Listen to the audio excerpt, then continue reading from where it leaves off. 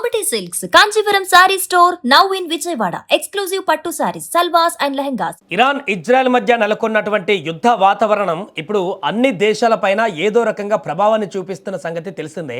ఇప్పుడు తాజాగా క్రికెట్ పైన కూడా దీని ప్రభావం పడుతున్నట్టుగా కనపడుతుంది. ముఖ్యంగా ఈ యొక్క క్రికెట్లో ఆడేటువంటి బాల్స్ ఏదైతే ఉంటాయో ఆ బాల్స్ కొరత ఇప్పుడు క్రికెట్ మ్యాచ్ల పైన తీవ్ర ప్రభావాన్ని చూపిస్తుంది. కాకపోతే ఈ యొక్క బాల్స్ కొరత ప్రభావం అన్ని దేశాలపైన లేదు. అండ్ ఇప్పుడు మన ఇండియాలో జరిగేటువంటి ఐపీఎల్ పైన కూడా ఎలాంటి ప్రభావం లేదు. కానీ ఇంగ్లాండ్ క్రికెట్ బోర్డు మాత్రం ఈ యొక్క బాల్స్ కొరతను తీవ్రంగా ఎదుర్కొంటుంది. ఇప్పుడు గల్ఫ్ ప్రాంతాల్లో కొనసాగుతున్నటువంటి ఉద్రిక్తతలు ఇంగ్లాండ్ క్రికెట్ పైన ఇప్పుడు ఊహించని ప్రభావాన్ని చూపుతున్నాయి. ఏప్రిల్ 3 నుంచి జరగనున్నటువంటి ఇంగ్లీష్ క్రికెట్ సీజన్కు డ్యూక్స్ బంతుల కొరత ఇప్పుడు తీవ్రంగా ఏర్పడింది. మధ్యప్రాచ్యంలో నెలకొన్నటువంటి సంక్షోభం కారణంగా దక్షిణాసియా నుంచి యూకేకి బంతుల రవాణా తీవ్ర జాప్యం జరుగుతుండడమే ఇందుకు ప్రధాన కారణంగా తెలుస్తుంది. ఇంగ్లాండ్లో జరిగేటువంటి టెస్ట్ మ్యాచ్లు 18 ఫస్ట్ క్లాస్ కౌంటీలు పాల్గొనేటువంటి కౌంటీ ఛాంపియన్షిప్లో డ్యూక్స్ బంతులను ఉపయోగిస్తారు. అయితే ప్రస్తుతం సాధారణ నిల్వలలో కేవలం 50% బంతులు మాత్రమే అందుబాటులో ఉన్నాయి వాళ్ళ దగ్గర. దీంతో సీజన్ ఆరంభంలో జట్లకు పరిమిత సంఖ్యలో బంతులను కేటాయించి పరిస్థితిని చక్కదిద్దాలని అధికారులు భావిస్తున్నారు.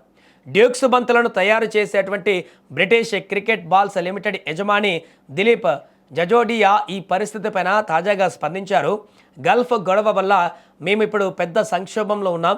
సీజన్ ప్రారంభంలో క్లబ్లకు 50% బంతులను మాత్రమే ఇచ్చి మిగిలినవి తర్వాత సర్దుబాటు చేయాల్సి వస్తుంది అని కూడా ఆయన తెలిపారు.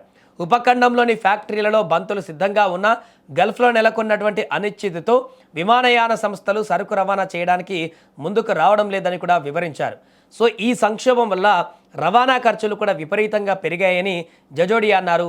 సాధారణంగా 120 బంతుల బాక్స్కు కిలోకు $5 ఛార్జ్ చేసేవారు. కానీ ఇప్పుడు కిలోకు $15 అడుగుతున్నారు. క్షిపణులు ఎగిరే ప్రాంతాల నుంచి సరుకు రవాణా చేయడం పెద్ద సమస్యగా మారిందని కూడా ఆయన పేర్కొన్నారు. ఈ పరిస్థితి ముందే తెలిసి ఉంటే క్రికెట్ సీజన్ ప్రారంభానికి ముందు ఎవరిపైన దాడి చేయవద్దని డొనాల్డ్ ట్రంప్కు చెప్పేవాడిని అంటూ కూడా ఆయన సరదాగా ఈ సందర్భంగా వ్యాఖ్యానించాడు.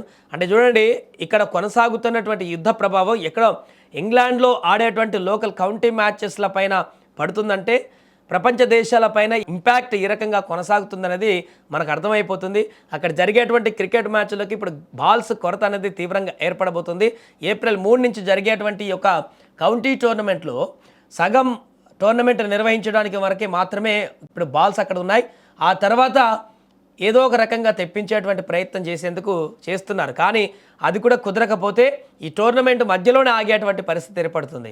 సో పూర్తిగా ఈ ఇరాన్ ఇజ్రాయెల్ యుద్ధ వాతావరణం గల్ఫ్లో ఏర్పడేటువంటి విమానయాన పరిస్థితుల కారణంగా ఇప్పుడు ఇంగ్లాండ్ క్రికెట్ బోర్డు గతంలో ఎప్పుడు ఎదుర్కొన్నటువంటి ఒక సంక్షోభాన్ని అయితే ఎదుర్కొంటుంది. దీంతో అక్కడ మ్యాచ్లు ఆడేటువంటి వ్యక్తులు కూడా ఇది పూర్తి స్థాయిలో ముందుకు వెళ్తుందా లేదా అనేటువంటి ఒక ఆందోళన అయితే ఎదురు చూస్తున్నారు.